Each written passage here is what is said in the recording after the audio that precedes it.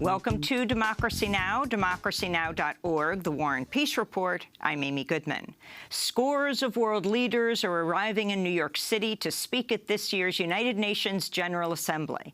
It comes amidst rising tensions between the U.S. and North Korea.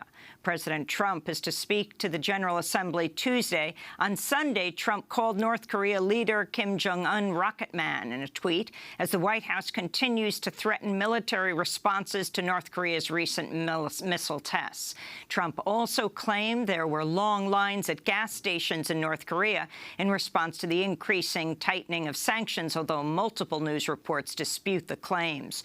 Trump is also planning to have a dinner with the presidents of Peru, Colombia, and Brazil at Trump Tower tonight to discuss Venezuela. The Trump administration has threatened to intervene militarily in Venezuela to oust President Nicolas Maduro. Ahead of the opening of the UN General Assembly, the Trump administration is putting out conflicting information about whether the United States will pull out of the landmark 2015 Paris Climate Accord. On Saturday, the White House doubled down on Trump's threats to pull out of the agreement. But on Sunday, Secretary of State Rex Tillerson signaled President Trump may back away from the pledge. This is Tillerson speaking with John Dickerson on CBS's Face the Nation. So I think the plan is for Director Cohen to consider other ways in which we can work with partners in the Paris Climate Accord. We want to be productive. We want to be helpful. The U.S. actually has a tremendous track record on reducing our own greenhouse gas emissions. So there's a chance that if things get worked out, both on the voluntary side from the U.S., the voluntary restrictions for the U.S., that it could change, but then also with China, there's a chance the U.S. could stay in the accord. Is that right? I think under the right conditions, the president said he's open to finding those conditions where we can remain engaged with others on what we all agree is still a challenging issue. In more climate-related news, Houston's Mayor Sylvester Turner has tapped the former head of U.S. operations for oil giant Shell to lead Houston's post-Hurricane Harvey recovery effort. Marvin Odom was the chairman of Shell for 8 years. He retired in 2016. Hurricane Harvey killed at least 82 people, flooded thousands of homes, destroyed billions of dollars of property. It also caused widespread environmental contamination, triggering a 500,000-gallon gasoline spill and the release of up to 5 million pounds of pollutants into the air. The U.S. military is planning to massively expand the green zone in Kabul, Afghanistan, signaling the U.S. war in Afghanistan will continue for years to come. The planned expansion will take 2 years and will dramatically reshape Kabul, where 5 million people live. The U.S. military is also planning to deploy thousands more U.S. troops to Afghanistan. Kabul has been the target of deadly suicide bombings this year, including a massive bombing in May that killed more than 150 people. In Yemen, residents say at least 12 civilians, including women and children, were killed in a U.S.-backed Saudi-led airstrike northeast of Sana'a on Saturday. The ongoing conflict has killed more than 10,000 civilians and sparked the world's worst cholera epidemic. The Trump administration is weighing closing the U.S. embassy in Cuba, which only recently reopened after President Obama moved to normalize relations between the U.S. and Cuba. Secretary of State Rex Tillerson says the U.S. may close the U.S. embassy in Havana over a host of unexplained health problems that embassy workers are suffering, including hearing loss and brain injury. The health problems appear to be caused by some form of sonic attack. Cuban officials deny any involvement in the attack and are cooperating with U.S. officials to investigate the incidents. In St. Louis, Missouri, more than 80 people were arrested on Sunday in a third straight night of protests over the acquittal of a white former police officer for the murder of 24-year-old African-American Anthony Lamar Smith. Police officer Jason Stockley shot and killed Smith in 2011 after a high-speed chase. The St. Louis Post-Dispatch reports during the chase, Officer Stockley said he was, quote, going to kill this N-word, don't you know it, unquote. He then told his partner to ram into the back of Smith's car, which the other officer did. Officer Stockley then approaches Smith's car and fires 5 shots, killing Anthony Lamar Smith. At the time, Stockley was carrying both his service gun and a personal AK-47, which he was not authorized to carry while on duty. On Friday, Judge Timothy Wilson acquitted Stockley of first-degree murder charges after the former officer waived his right to a jury trial. Thousands poured into the streets on Friday, Saturday, and Sunday for massive protests. This is protester Paula Wilkes. We need to march every day till whenever, and whenever doesn't have an end. I'm for this. Every day we should protest. Change has to come, and it has to come now. We need to be out here tomorrow. We need to be out here Sunday, Monday, into next year or the year after, until a bill is written that a police no longer can take a black man's life and don't have a consequence. During the high-speed chase, Officer Stockley reportedly said, quote, "going to kill this MF, don't you know it?" But he used the word. Meanwhile, President Trump was busy causing controversy Sunday morning by retweeting a doctored video edited to show him hitting a golf ball that appears to strike former presidential candidate Hillary Clinton in the back, knocking her over. Trump retweeted the doctored video from a Twitter user with a history of posting anti-Semitic and transphobic messages. Many condemned Trump for retweeting the violent video, including former Office of Government Ethics Director Walter Schaub, who said, quote, "The President of the United States just retweeted a video vignette that imagines him assaulting his political rival. The man is unfit," unquote. Spanish authorities have seized more than 1 million flyers and pamphlets promoting Catalonia's upcoming independence referendum. The seizure is part of a widespread crackdown against the referendum on October 1st, which Spain says is illegal. The Spanish government has also opened a criminal investigation into the more than 700 Catalan mayors who are helping hold the referendum. On Sunday, referendum supporters rallied in Barcelona. This is Jordi Aldraguer. Without fear, we are not afraid of police.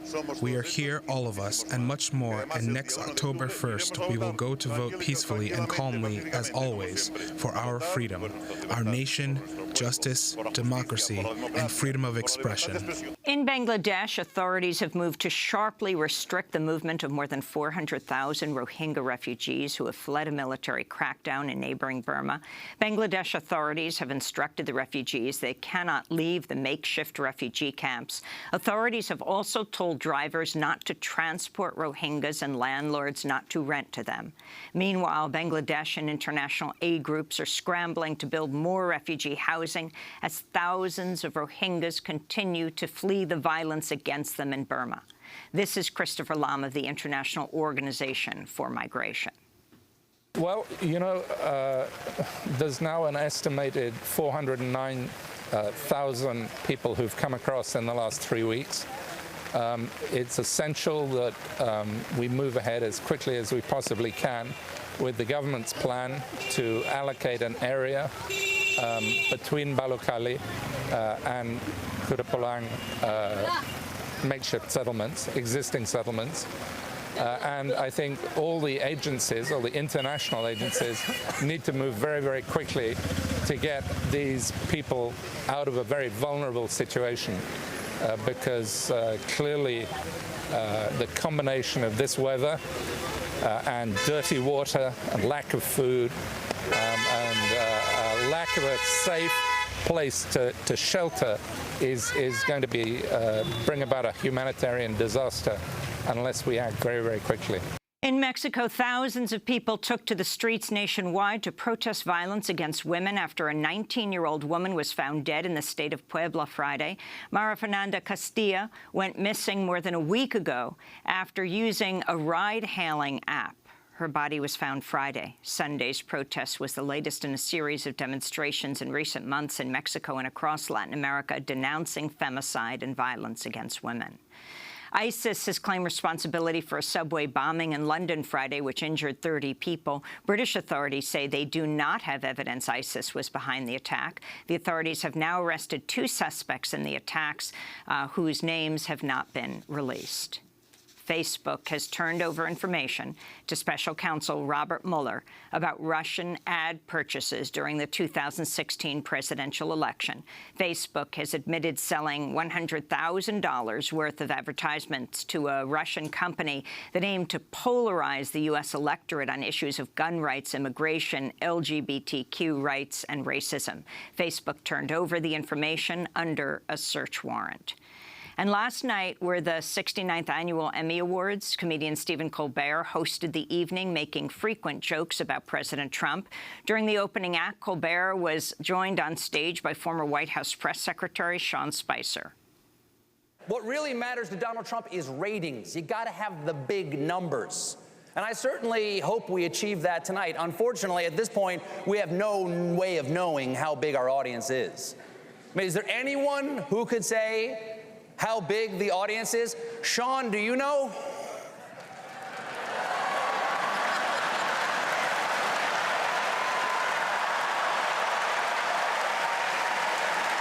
This will be the largest audience to witness an Emmys, period, both in person and around the world.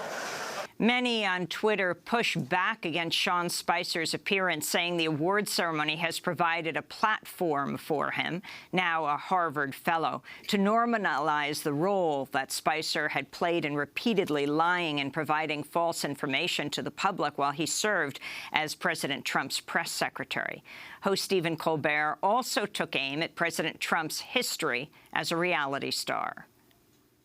And we all know the Emmys mean a lot to Donald Trump, because he was nominated multiple times for Celebrity Apprentice, but he never won. Why didn't you give him an Emmy? I tell you this, if he had won an Emmy, I bet he wouldn't have run for president.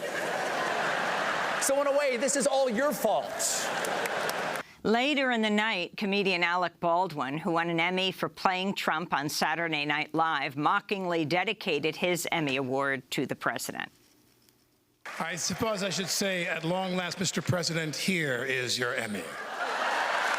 During Sunday night's awards, Donald Glover made history, becoming the first African-American to win an Emmy for directing a comedy series.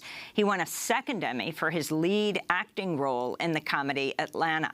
Actor Riz Ahmed became the first man of South Asian descent to win an Emmy for acting. He won for his role in the HBO series The Night Of. I want to say it's always strange reaping the rewards of a story that's based on real-world suffering.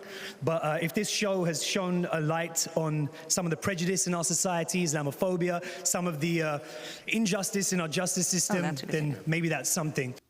And African-American writer Lena Waithe also made history when she and Aziz Ansari won for Best Writing for the comedy series Master of None. My LGBTQIA family, I see each and every one of you. The things that make us different, those are our superpowers. Every day when you walk out the door, put on your imaginary cape and go out there and conquer the world, because the world would not be as beautiful as it is if we weren't in it. And for everybody out there that showed us so much love for this episode, thank you for embracing a little Indian boy from South Carolina and a little queer black girl from the south side of Chicago. And those are some of the headlines. This is Democracy Now!, democracynow.org, The War and Peace Report. I'm Amy Goodman.